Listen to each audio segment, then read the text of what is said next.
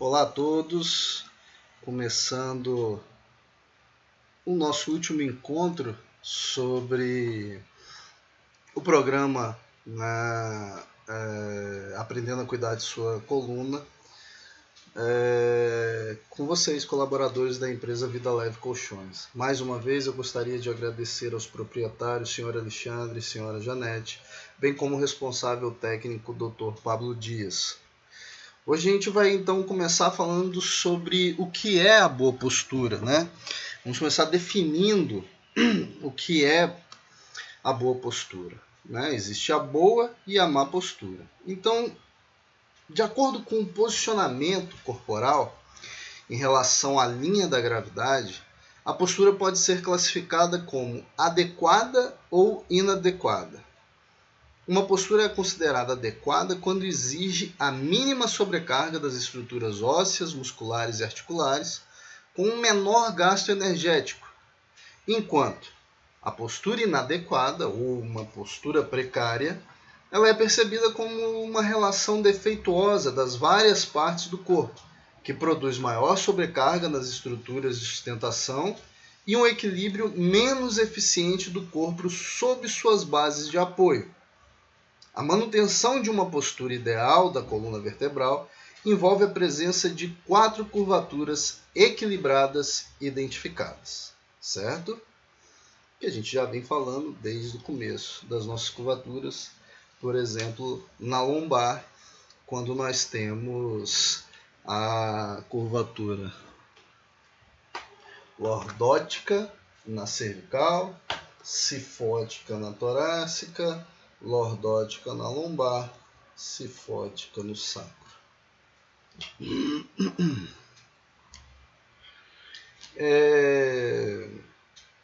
E o que acontece? Então, para a gente ter uma... Deixa eu só retornar aqui para vocês entenderem melhor ainda esse conceito. Se eu tenho uma boa postura, minha cabeça, meus ombros, quadril, eles devem estar alinhados.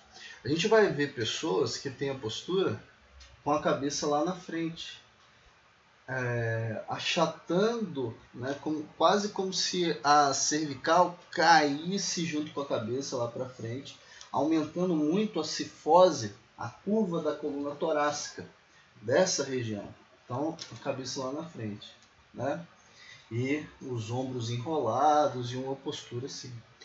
Em contrapartida também nós podemos ter pessoas que a gente já viu, né, uma curvatura patológica na coluna, como a escoliose, aonde você vai ter as básculas, né, um ombro mais elevado que o outro, mais projetado para frente que o outro, mas a pessoa se adapta a essa postura e consegue se manter orientada no espaço, garantindo a horizontalidade do olhar e a verticalidade da cabeça, que são imperativos fundamentais para a gente se situar no mundo que a gente vive. Não dá para viver dessa maneira aqui, se situar no universo dessa maneira. O seu corpo vai fazer de tudo para não perder a horizontalidade do olhar e a verticalidade da cabeça. Só que uma postura como essa vai entrar em conflito, né? As estruturas do seu corpo vão entrar em conflito e vai ter um gasto energético maior do que uma pessoa que tem uma postura digamos assim, adequada, né? É difícil uma pessoa não ter nenhuma alteração postural, mas, segundo o Dr. Bernard Bricot, as pessoas que têm essa postura, digamos, perfeita, são pessoas bem-aventuradas porque normalmente não sofrem de dor, certo? Então, dando continuidade. Cuidados para a mulher, né? A vaidade versus sua saúde.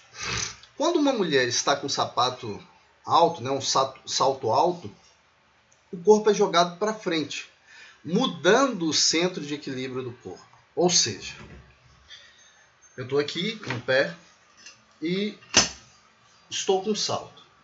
Se o salto projeta o meu corpo para frente, automaticamente eu vou aumentar a resposta de contração dos paravertebrais e aumentar a minha curva lordótica, para ficar com o meu corpo equilibrado, certo?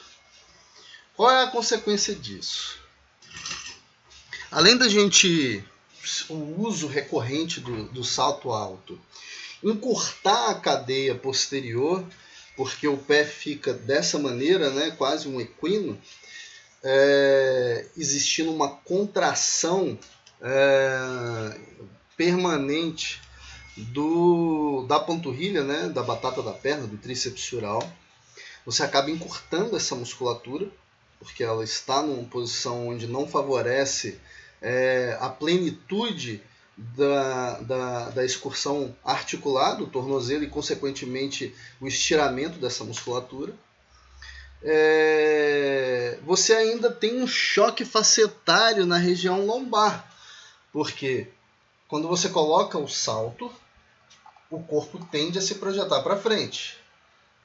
Como resposta para se equilibrar, o corpo aumenta a contração dos músculos paravertebrais, aumentando a lordose lombar, desta maneira, e automaticamente empinando o bumbum, né? O problema disso é que as articulações facetárias passam a sofrer com maior impacto, elas se aproximam, e isso pode gerar dor de origem facetária, né? Uma dor articular de origem facetária. Ok. Naturalmente, para manter a estabilidade do corpo, é compensado com o auxílio da coluna em um movimento que aumenta a curvatura da coluna lombar, né? Aumentando a lordose, que foi o que a gente mostrou agora. Essa mudança sobrecarrega a musculatura das costas e as articulações da coluna, o que pode, em curto prazo, gerar dores e desconforto. Exatamente. Se usado diariamente por um longo tempo, a utilização errada dos componentes da coluna acelera o desgaste natural, podendo ocasionar problemas relacionados por doenças degenerativas, como a artrose, e, em alguns casos, avançar até uma degeneração do disco ou uma herniação, certo? Isso por um simples dispositivo como um salto alto, que embeleza, dá o charme, mas tem o seu fator negativo no aspecto da saúde, tá bom? Então, seria interessante substituir esses saltos por sandálias plataformas, por exemplo, como a gente pode ver nesse slide aqui. Observe o que acontece quando a gente usa um sapato normal, certo? A gente tem a distribuição do peso, acompanha aqui com a setinha do mouse, ó. No calcanhar, nós temos uma distribuição de 57% da pressão, chegando na região do antepé, né, na parte anterior do pé, de 43% de pressão. Quando a gente submete esse pé a um salto de 4 centímetros, a gente já inverte essa lógica. A pressão que chega até o pé vai ser exercida em 43% no calcanhar e 57% no antepé. Quando a gente coloca um salto de 6 centímetros, agora esse pé passa a receber 25% da pressão no retropé, na parte do calcanhar, e 75% na parte da frente do pé.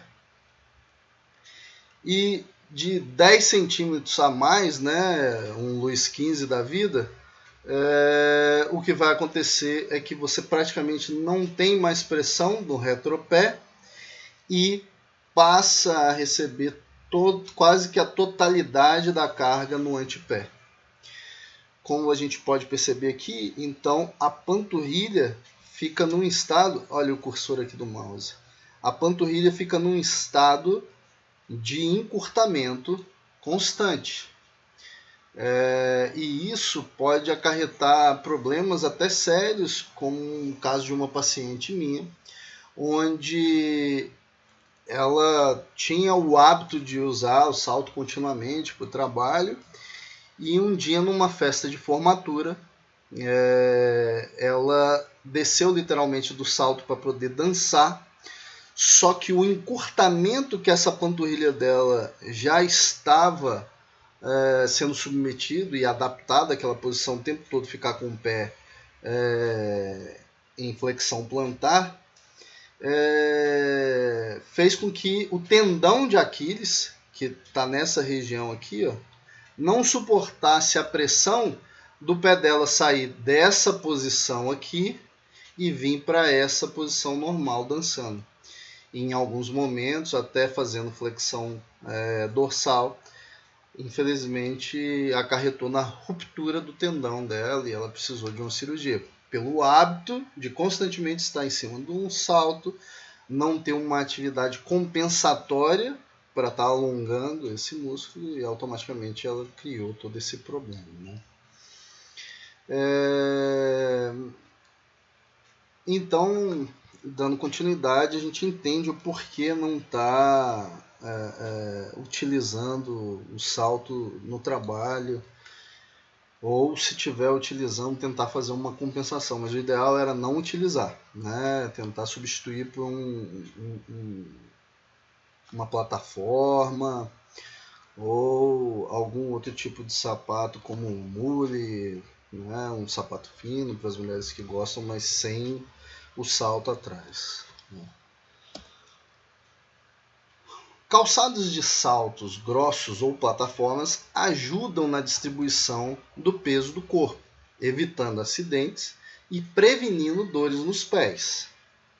Mas uma importante medida para manter a saúde do corpo, e especificamente da coluna, é exercitar-se de maneira constante, fortalecendo os músculos abdominais e das costas, assim ajudando a coluna a suportar o peso do corpo de forma saudável. A gente viu na aula passada a importância também de estar fazendo os alongamentos, porque assim a gente dissipa aquela tensão muscular, estimula a circulação, o retorno venoso, consegue num momento pré-laboral, né, quando a gente está para iniciar o trabalho, despertar o nosso corpo e chamar a atenção para o sistema nervoso central, que a gente vai começar a trabalhar.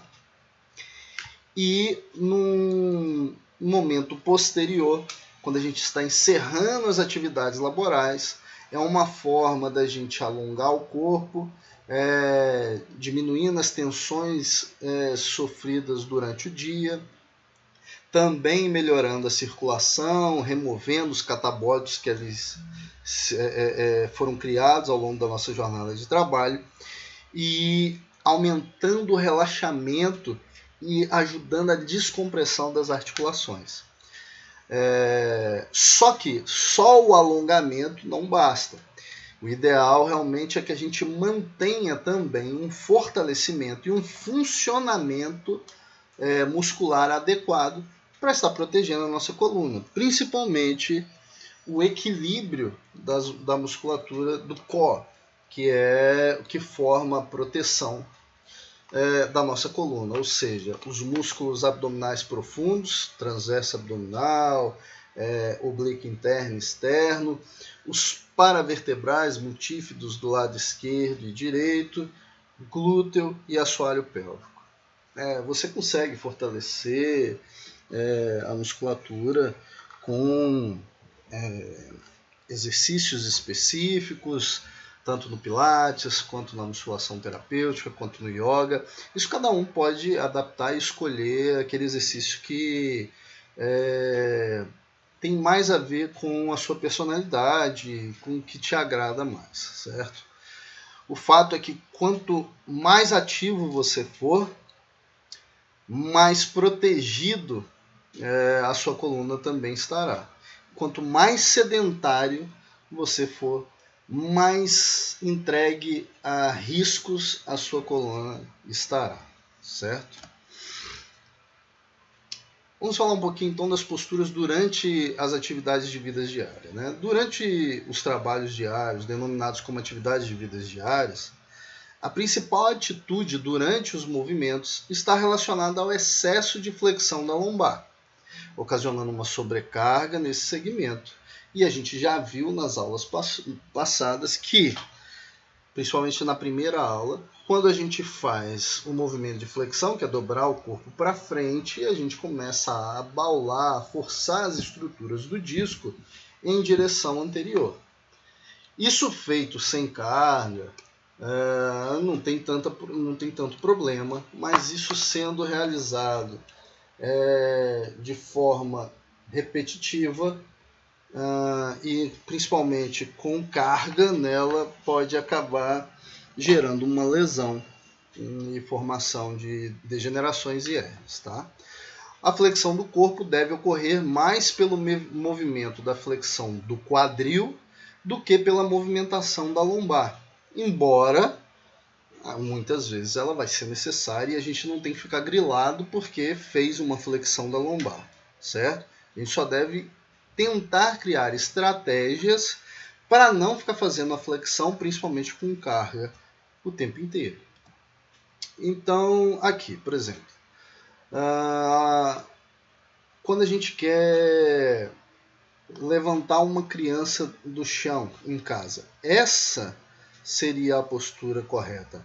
Perceba que ela se ajoelhou, um joelho está no chão, ela fez a flexão do quadril e preservou a coluna dela alinhada, certo? Ela não dobrou o corpo dela para frente, igual nessa posição aqui, que eu estou destacando como incorreta, aonde ela não fletiu o quadril, ela dobrou a lombar e faz uma retirada da criança do chão, gerando uma carga grande nas costas dela. O ideal é o quê? Ela abaixar igual esse exemplo aqui, fletindo o quadril, trazendo a criança para próximo dela e aí assim ela se levanta, né? Outro exemplo aqui, rotineiro nosso, né? Ou lavando louças na pia ou escovando o dente, por exemplo, também pode ser essa mesma postura aqui.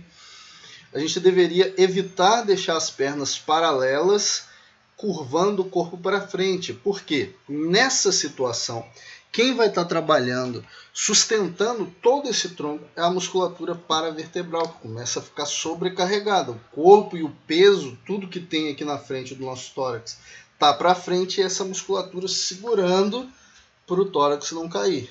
Então, qual que é o ideal da gente fazer?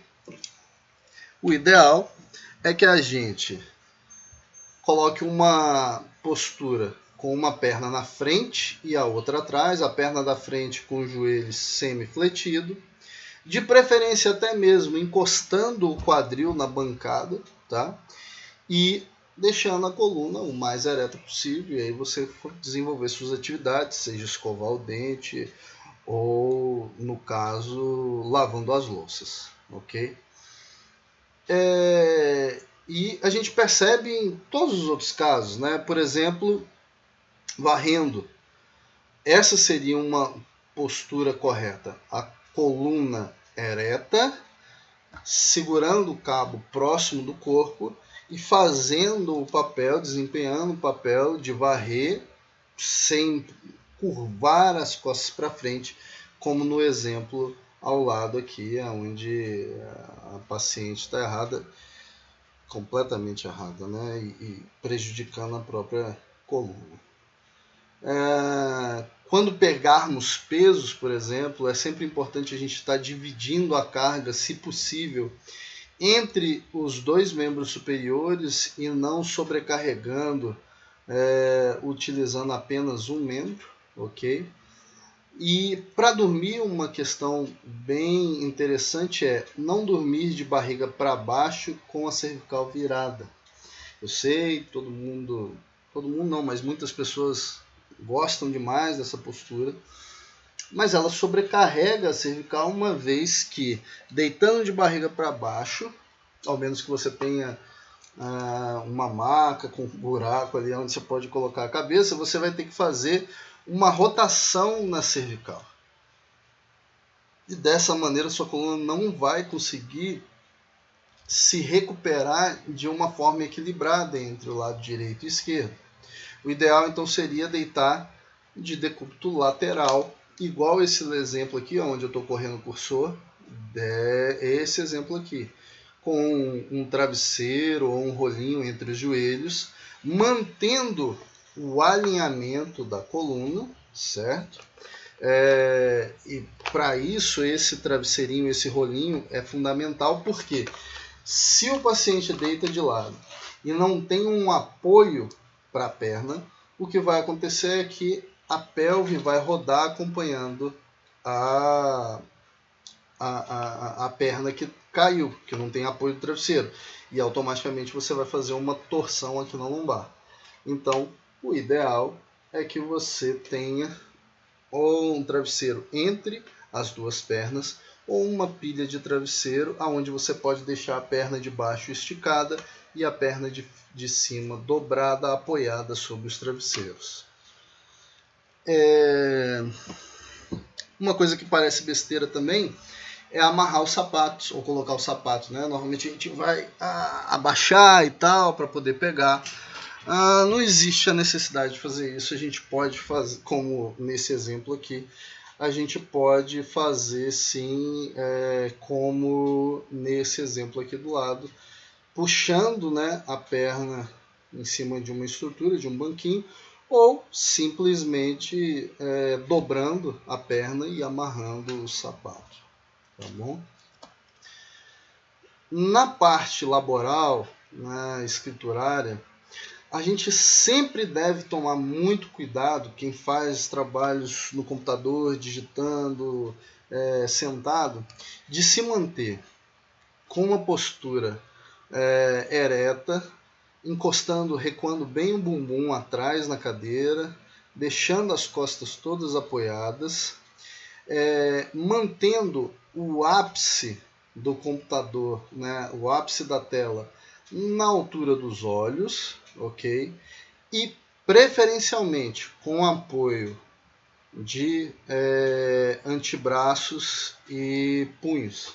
Quem tem que trabalhar muito tempo digitando, isso é importante, porque senão, se você não tiver esses apoios, como minha cadeira tem aqui para o braço, você acaba sustentando os antebraços com a musculatura do trapézio, e isso acarreta uma contratura grande e uma disfunção em toda a região escapular e cervical. Então é importante ter esse apoio para você preservar uma boa postura no trabalho. A parte de alavancagem de objetos, né, retirada de um objeto do solo, assim como no caso da criança, deve ser sempre feito dessa maneira, dobrando o quadril, trazendo o objeto até perto de você e aí sim levantando, e não dobrando a sua coluna para frente, como nesse exemplo aqui, e tentando retirar a carga do solo com os braços totalmente esticados. Isso vai gerar carga axial de forma desnecessária aqui na lombar, e com o tempo isso pode gerar sim um prejuízo. E para quem trabalha utilizando o laptop, fazer adaptações, colocando livros, ou tem já aqueles dispositivos onde você encaixa o laptop para ele ficar mais alto, e evitar adotar essa postura de ficar olhando para baixo e digitando, fazendo toda uma flexão da cervical e da coluna torácica, encurtando a cadeia anterior, que só vai gerar degeneração a longo prazo, né? Vai gerando, num primeiro momento, desequilíbrio muscular, um desequilíbrio entre a cadeia anterior encurtada e a posterior flácida e fraca, e com o tempo o resultado disso é degeneração e dor, consequentemente podendo aparecer até hérnias de disco, né? Como a gente viu. No trânsito, né, longos períodos em uma mesma posição podem sobrecarregar a coluna e sua musculatura, gerando dor nas costas. Sendo assim, deve-se ficar atento à sua postura ao dirigir. Os automóveis atuais permitem um melhor ajuste do encosto e do assento, mantendo-se uma boa altura e angulação do assento, bem como sua proximidade ao volante. É possível prevenir ou minimizar as dores nas costas. Então, é bem importante, essa postura é perfeita, e é muito importante evitar a postura aonde a pessoa fica com o banco reclinado e dirigindo com o braço esticado, e lógico, ele não vai conseguir dirigir com a cabeça inclinada para trás fazendo essa flexão. Você está desequilibrando completamente o corpo, e isso vai gerando uma sobrecarga enorme na musculatura da cintura escapular e uma sobrecarga maior ainda na coluna lombar, que está praticamente descansando no sacro, né? Então, o correto é você tentar sentar mais ou menos igual naquela cadeira, chegando os glúteos bem para trás, sentando em cima dos isquios, que são esses dois ossinhos aqui, certo? É essa região que deve estar em contato. Você empina o bumbum, senta sobre os isquios e mantém a sua lordose bem acoplada junto com o banco, né? O ideal é que você dirija com os cotovelos semi-fletidos, com uma semiflexão de joelhos, não deixar a perna toda esticada, de modo que você consiga trabalhar bem a parte de dorsiflexão e flexão plantar, que é necessário para acelerar, para tirar o pé do acelerador, frear, passar a marcha, pisando na embreagem, enfim.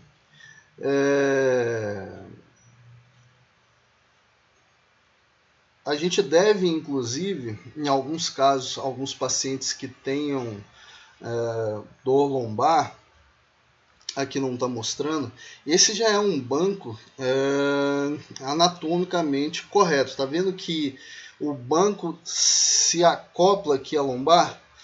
Tem alguns bancos que vêm reto aqui. E aí existiria um espaço entre o banco e a lombar.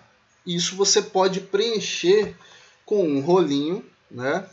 Ou fazer um rolo de toalha mesmo, envolvendo e colocando na região da coluna. Deixa eu ver se eu tenho um aqui.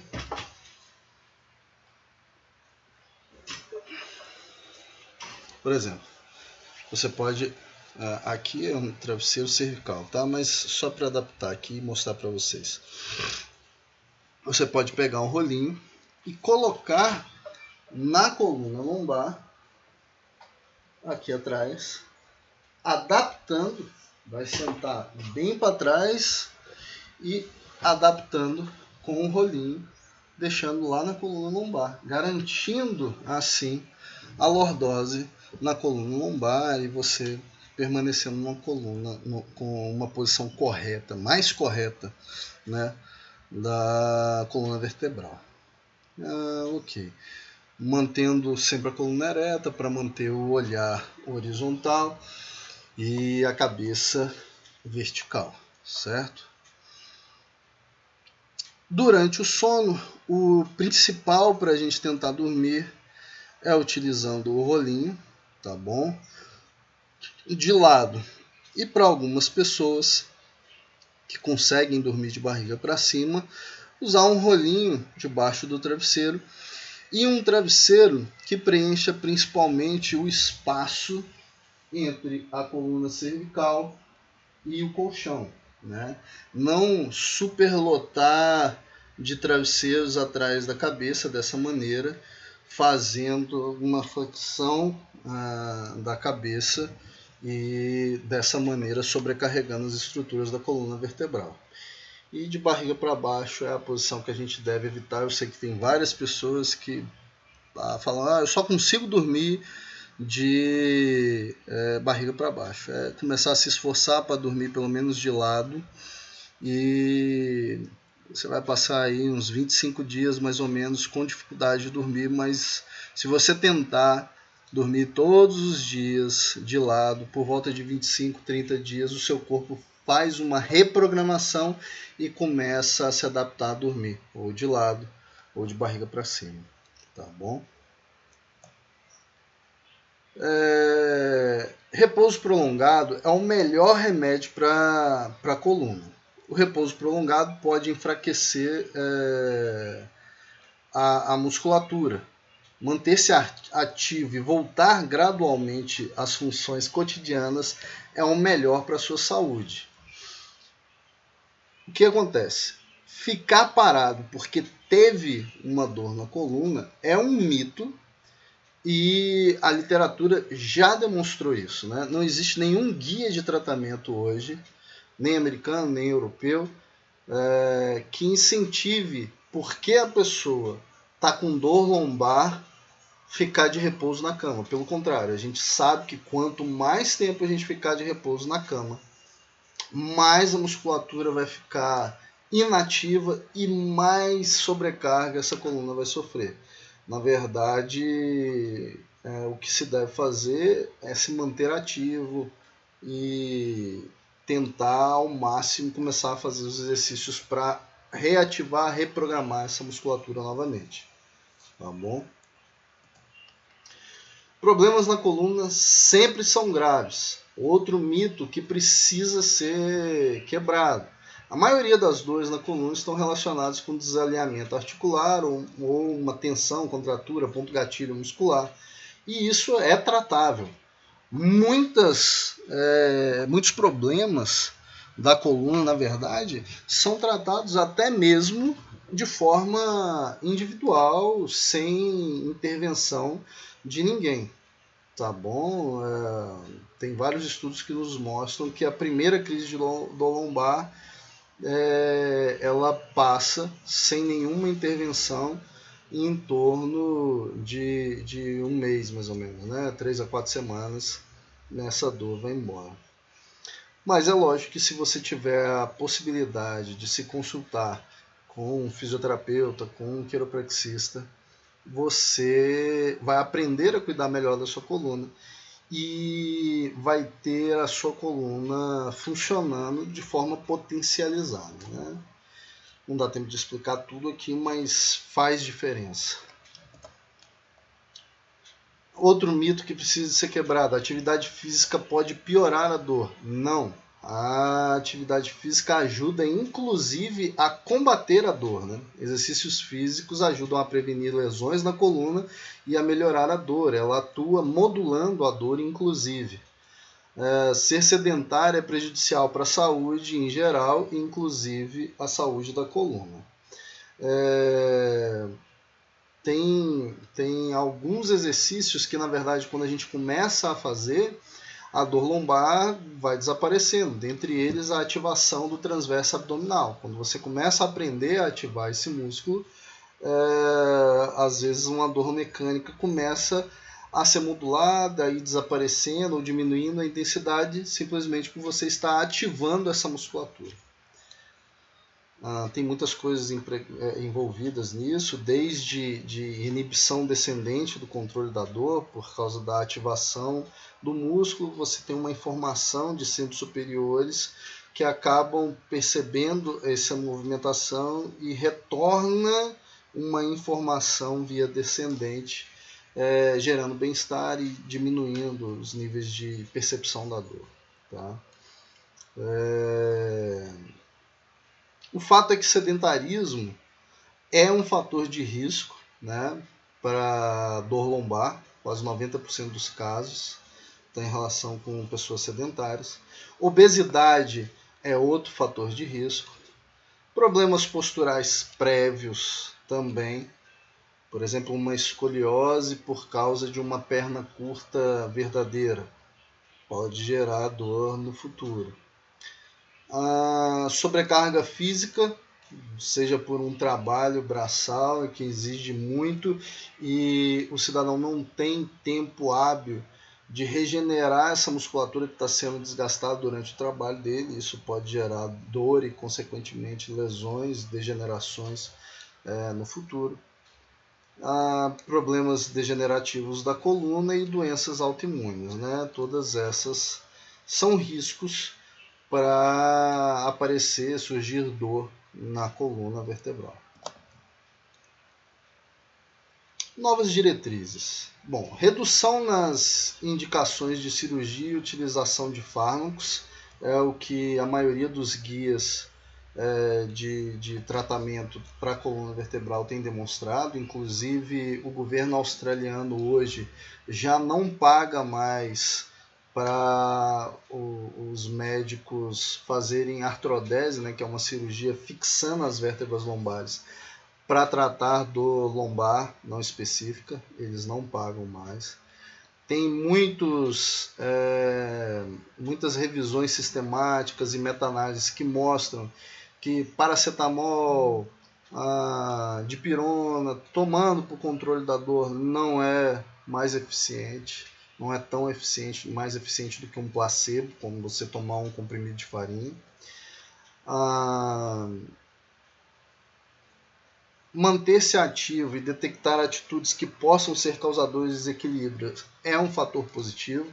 Ou seja, você está sentindo dor, pode estar fazendo uma caminhada, movimentando essa coluna, tentar desenvolver uma mobilidade entre as vértebras.